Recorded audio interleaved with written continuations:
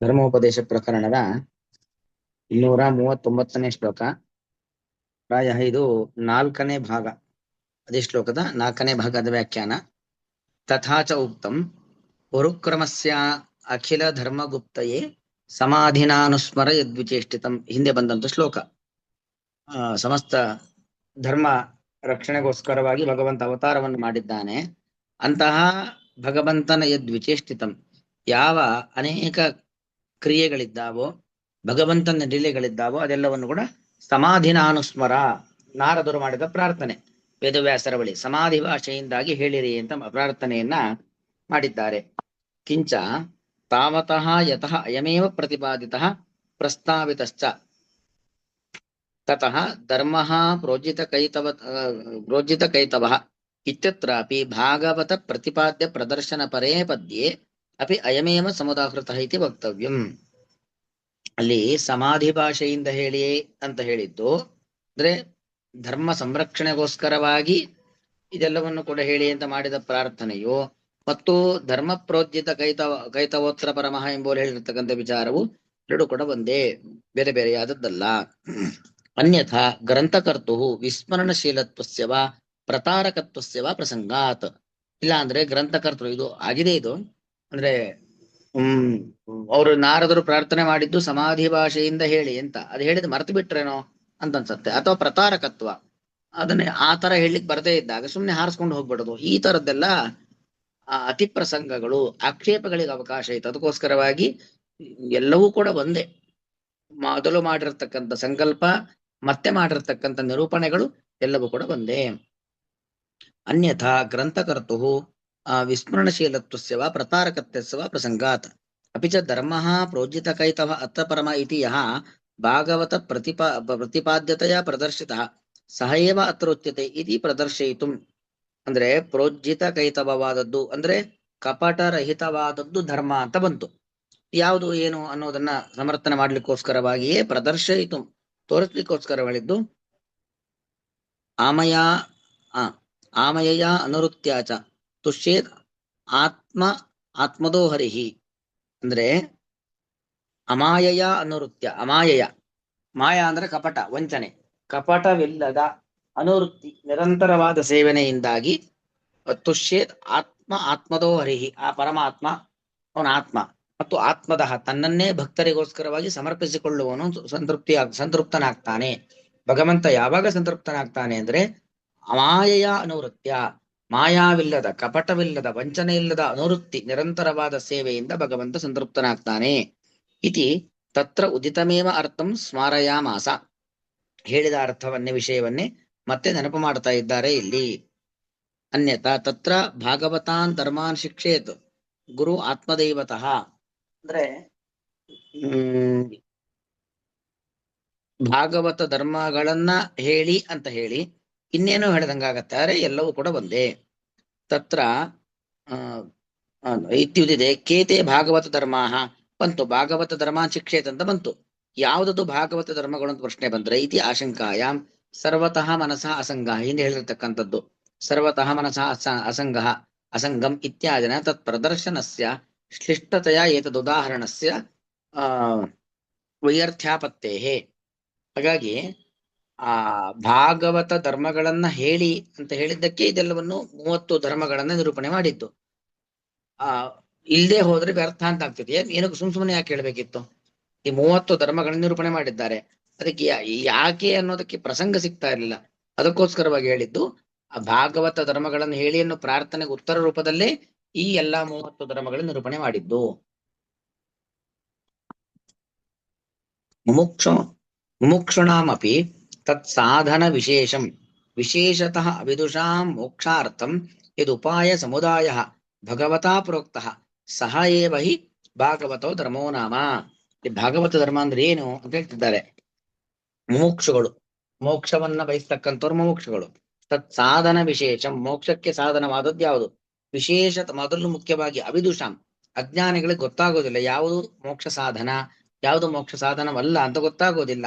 ಹಾಗಾಗಿ ಮೋಕ್ಷಾರ್ಥಂ ಇದುಪಾಯ ಸಮುದಾಯ, ಮೋಕ್ಷಕ್ಕೆ ಕಾರಣವಾದದ್ದು ಏನೇನೋ ಅಂತಿದೆಯೋ ಉಪಾಯಗಳ ಸಮುದಾಯ, ಅದು ಭಗವತಾ ಪ್ರೋಕ್ತ. ಯಾರಿಂದ ಹೇಳಿದ್ದು? ಯಾರ್ಯಾರು ಹೇಳಿದ್ದಾಗೋದಿಲ್ಲ, ಸಾಕ್ಷಾತ್ ವೈಕುಂಠವಾಸಿಯಾದ ಮೋಕ್ಷಪ್ರದನಾದ ಭಗವಂತ ಹೇಳಿರತಕ್ಕಂಥದ್ದೇ ಮೋಕ್ಷೋಪಾಯಗಳು.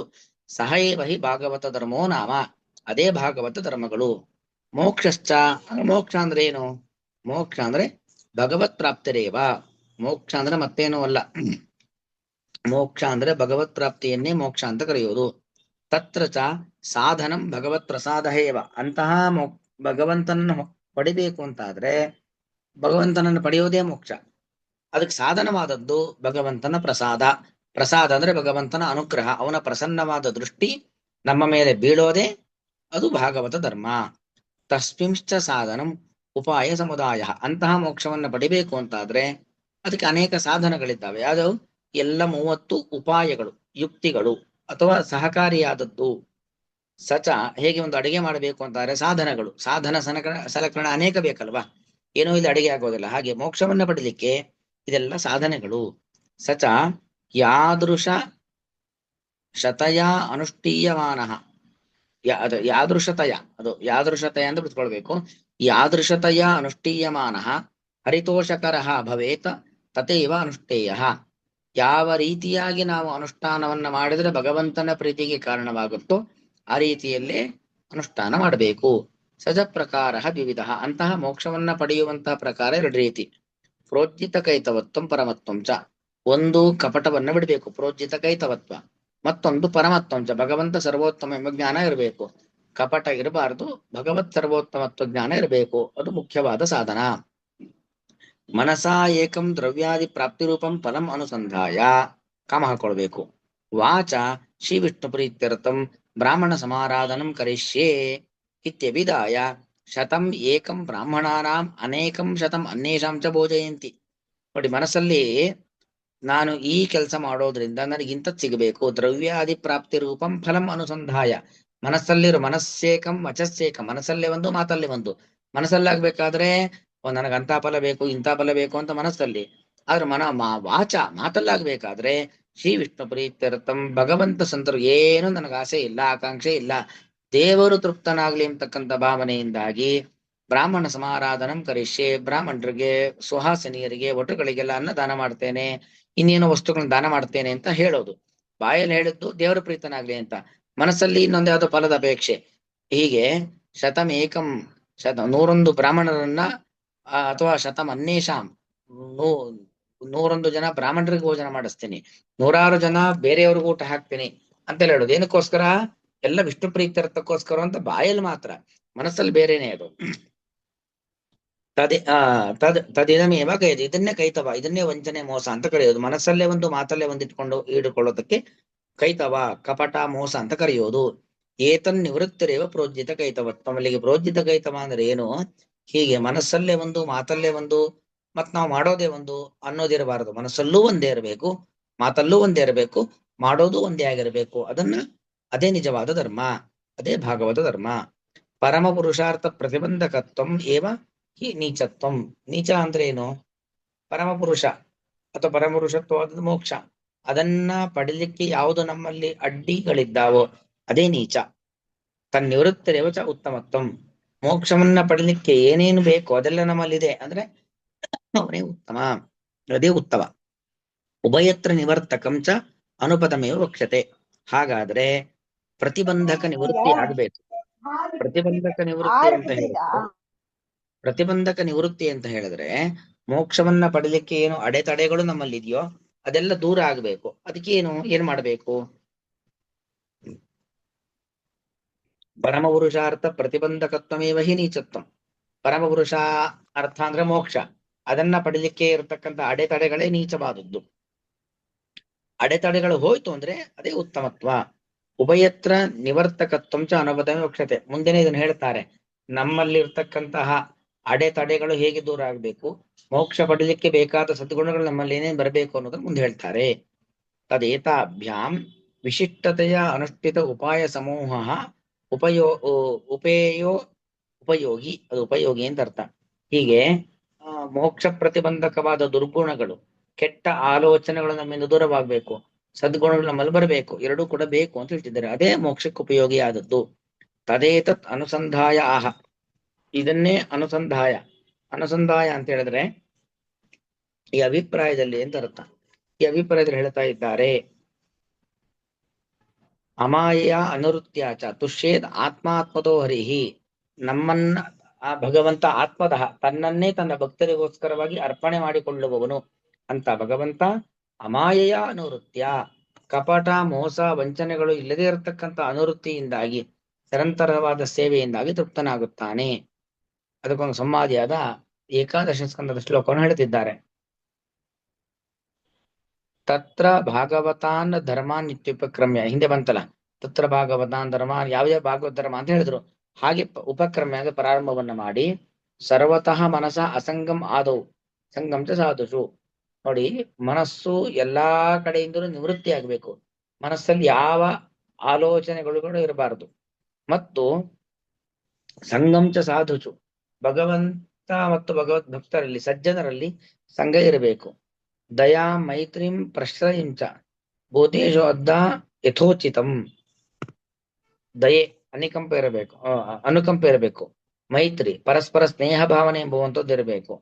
ಮತ್ತು ಅಸಂಗಂ, ಬೇಡದ ವಿಚಾರ, ಮೋಕ್ಷಕ್ಕೆ ಯಾವುದು ತೊಂದರೆಯೋ ಪ್ರತಿಬಂಧಕವೋ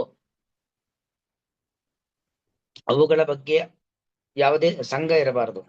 ಆದೋ ಸಂಗಂತ ಸಾಧುಷು, ಅಷ್ಟು ಮಾತ್ರ ಅಲ್ಲ, ಸಜ್ಜನರಲ್ಲಿ ಸಂಘ ಇರಬೇಕು. ದಯಾ ಮೈತ್ರಿ, ಅದ್ರ ಜೊತೆಗೆ ಪ್ರಶ್ರಯ ಅಂದ್ರೆ ಉತ್ತಮವಾಗಿರ್ತಕ್ಕಂಥ ಗುಣಗಳನ್ನ ನಮ್ಮಲ್ಲಿ ಅಳವಡಿಸಿಕೊಂಡಿರಬೇಕು. ಮತ್ತು ಭೂತೇಶು ಅದ್ಧ ಯಥೋಚಿತಂ, ಯಥೋಚಿತಂ ಭೂತೇಶು ಪ್ರಶ್ರಯಂ ಅಂತ ಅರ್ಥ. ಹಾಗೆ ಅಂದ್ರೆ ಅವರವರಲ್ಲಿ ಏನ್ ಬೇಕು, ಅವರವರಲ್ಲಿ ಅವರವರ ಯೋಗ್ಯತೆಗೆ ಅನುಗುಣವಾಗಿ ಸ್ಥಾನ ಮಾನ ಗೌರವವನ್ನು ಕೊಡುವಂಥದ್ದು. ಹೀಗೆ ಇದೆಲ್ಲವೂ ಕೂಡ ಇರಬೇಕು ಅಂತ ಹೇಳ್ತಿದ್ದಾರೆ. ಈಗ ಎಲ್ಲರನ್ನೂ ಒಂದೇ ತರ ನೋಡುವುದಲ್ಲ, ಅವರವರ ಯೋಗ್ಯತೆ ವಿದ್ಯಾರ್ಹತೆ ಅದಕ್ಕನುಗುಣವಾಗಿ ಆಯಾಯ ವ್ಯಕ್ತಿಗಳನ್ನ ಕಾಣುವಿಕೆ ಇದಿರ್ಬೇಕು. ಭೂತೇಶು ಅಧ್ಯಾನ ನಿಶ್ಚಯವಾಗಿ ಅಂತ ಅರ್ಥ. ಅಂದ್ರೆ ಪ್ರಶ್ರಯ ಶಬ್ದಕ್ಕರ್ಥ ಪ್ರಣಯ, ಪ್ರೀತಿ, ಸ್ಥಾನಮಾನ ಕೊಡ್ತೀವಲ್ಲ ಅದು. ಹೇಗೆ ಯಥೋಚಿತಂ, ಅವರವರ ಸ್ಥಾನ, ಅವರವರ ಅರ್ಹತೆಗೆ ಯೋಗ್ಯತೆಗೆ ಬುದ್ಧಿವಂತಿಕೆಗೆ ಅನುಗುಣವಾಗಿ ಕೊಡಬೇಕು. ದಯಾ ಮೈತ್ರಿಂ ಚ ಪ್ರಶ್ರಯಂ ಚ, ಪ್ರಶ್ರಯ ಶಬ್ದಕ್ಕೆ ಪ್ರೀತಿ ವಾತ್ಸಲ್ಯಗಳು ಅಂತ ಅರ್ಥ. ಭೂತೇಶು ಯಾರಲ್ಲಿ, ಎಲ್ಲರಲ್ಲೂ, ಪ್ರಾಣಿ ಪಕ್ಷಿ ಮರಗಡ ಬೆಳ್ಳಿಗಳಲ್ಲಿ. ಅರ್ಧ ಅಂದ್ರೆ ನಿಶ್ಚಯವಾಗಿ, ಯಥೋಚಿತಂ ಅವರವರ ಅರ್ಹತೆಗೆ ಅನುಗುಣವಾಗಿ ಅಂತ ಅರ್ಥ. ಇಷ್ಟು. ಇನ್ನು ಮತ್ತು ಮುಂದೆ ಮತ್ತೆ ಹೀಗೆ ಒಂದಷ್ಟು ಸದ್ಗುಣಗಳನ್ನ ನಿರೂಪಣೆ ಮಾಡ್ತಾ ಹೋಗ್ತಾರೆ, ಭಾಗವತ ಧರ್ಮಗಳನ್ನ ನಿರೂಪಣೆ ಮಾಡ್ತಾ ಹೋಗ್ತಾರೆ. ಇಲ್ಲಿಗೆ ನಿಲ್ಸ್ಕೊಂಡಿರೋಣ. ಶ್ರೀಕೃಷ್ಣ ಅರ್ಪಣಮಸ್ತು.